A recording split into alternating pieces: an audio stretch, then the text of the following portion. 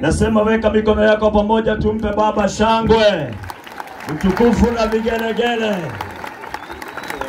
The Bible says from the rising of the sun to the place where it goes down, the name of the Lord has to be done what?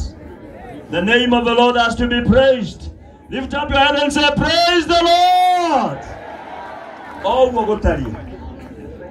Tunashukuru Mungu sana. Yes, check. We want to thank God so very much for this time together. Tulipoanza tulijaribu kuweka nyumba yetu vizuri, na ninaona ni kama nyumba yetu imechanganyikana sana. Wachungaji tried as much as they could to keep our house in order.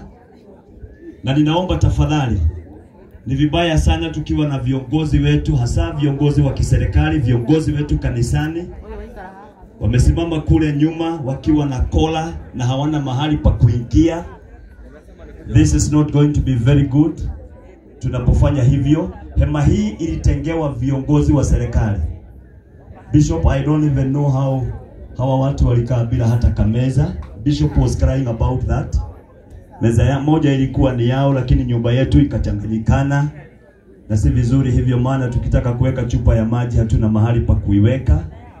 I think Mchungaji Mungai and the chairman of the committee that was happening here, Bwana Boni, tafadhali hakikisheni ya kwamba hema hii haijaingia mtu mwingine isipokuwa viongozi wetu wa kiserikali.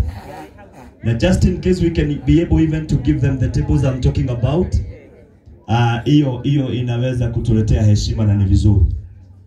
And just in case ulijipata tu umeingia na umekalia kiti, itakuwa tu ni jambo la heshima hata bila kuulizwa uamke.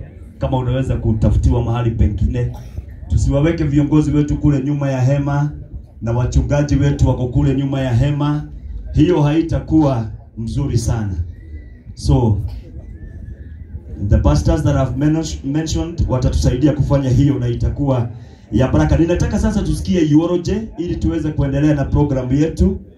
And I want to kindly at this juncture invite our brother Timothy from the PPJ Church.